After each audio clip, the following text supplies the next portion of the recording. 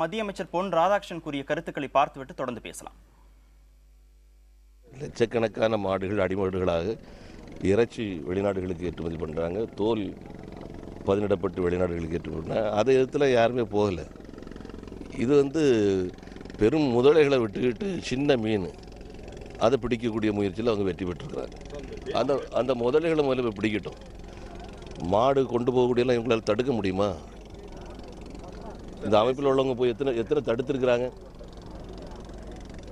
அடிமாட்டுக்கு ஒரு ஜல்லிக்கட்டு காளையாவது போயிருக்குன்னு சொல்லிட்டு சொல்ல முடியுமா? பண்ண மாட்டாங்க.